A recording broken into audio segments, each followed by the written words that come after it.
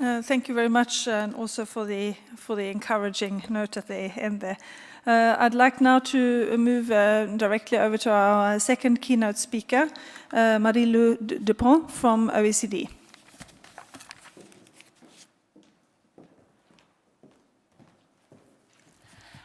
Good morning, everyone.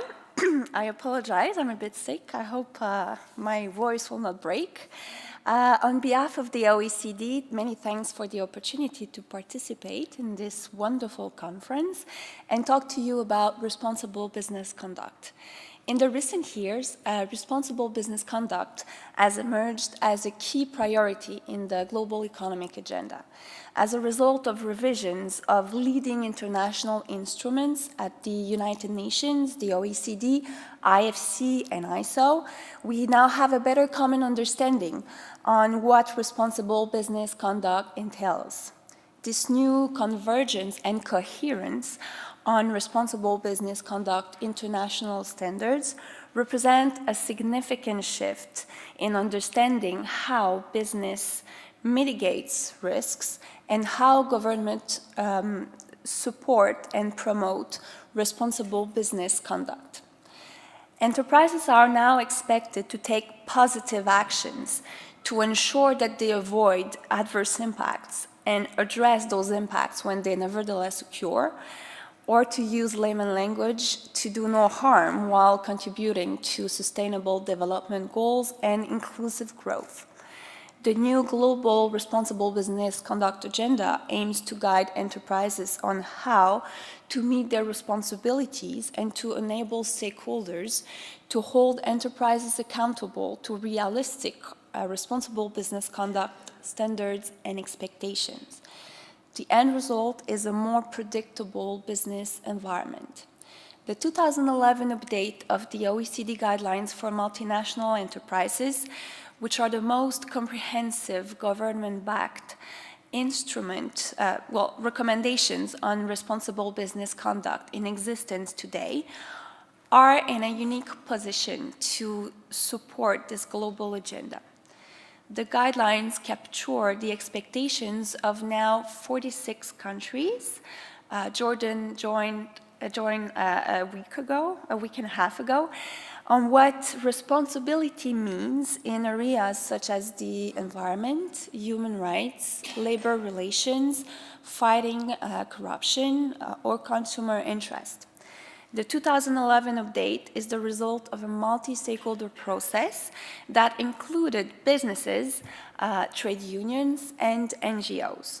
Enterprises welcomed at the time the update because it provided more clarity on how they were expected to behave.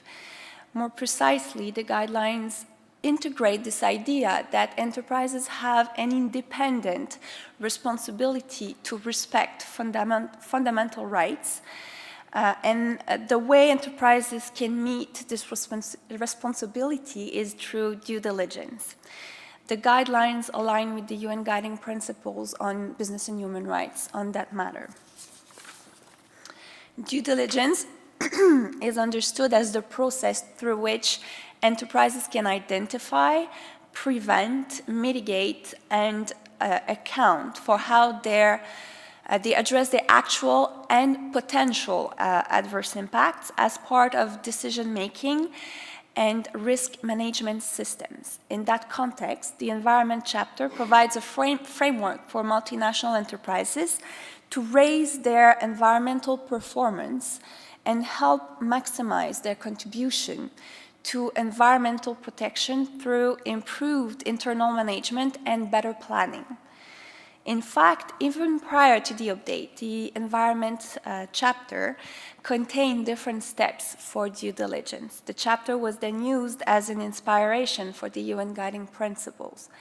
Now, let me give you a bit more details about the Environment chapter and as it relates to due diligence.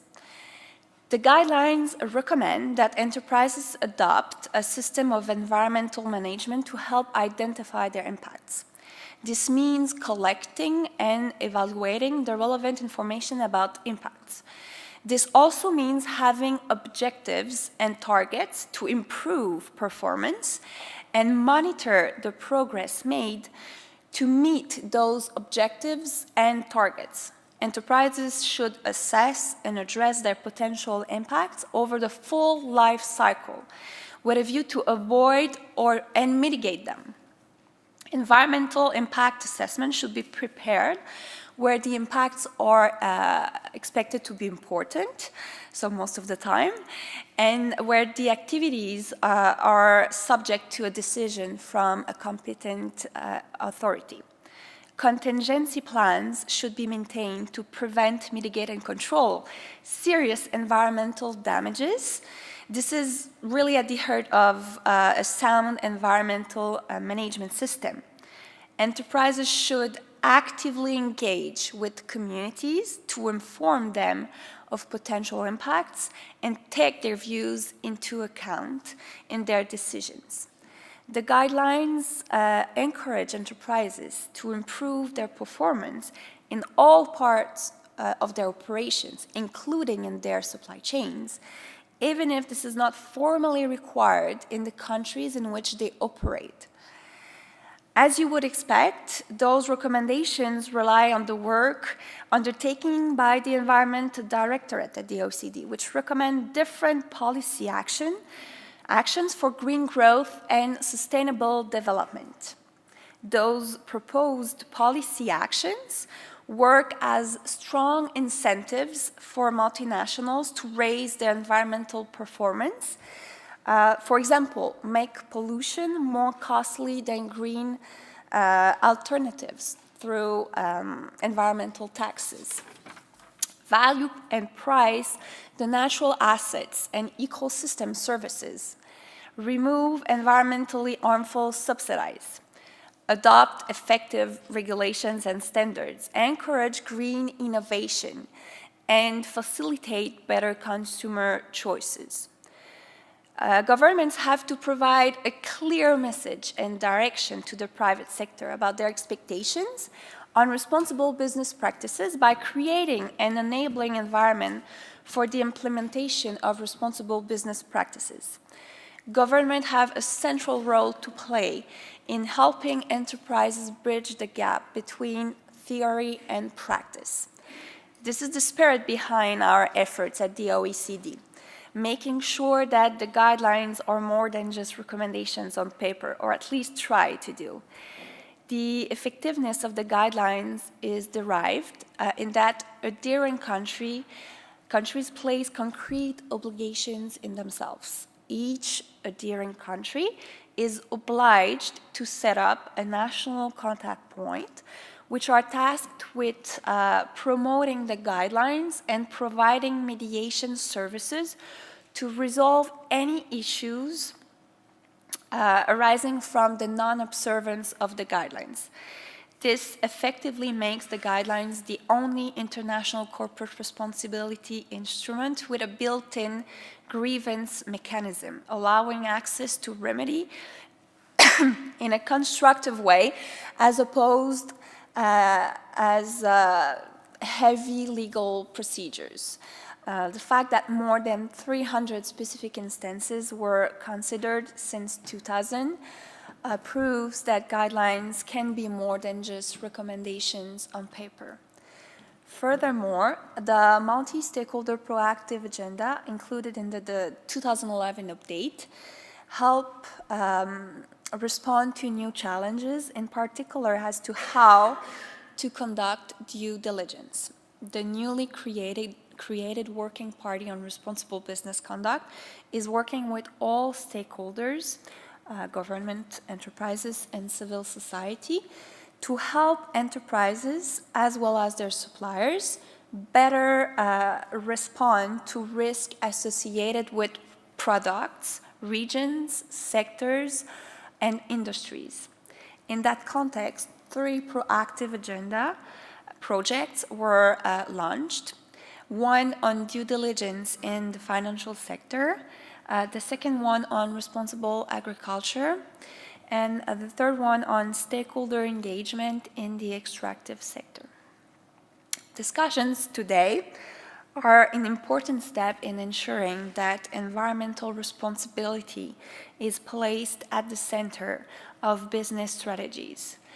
I wish all of us the best of luck, and thank you very much for your attention.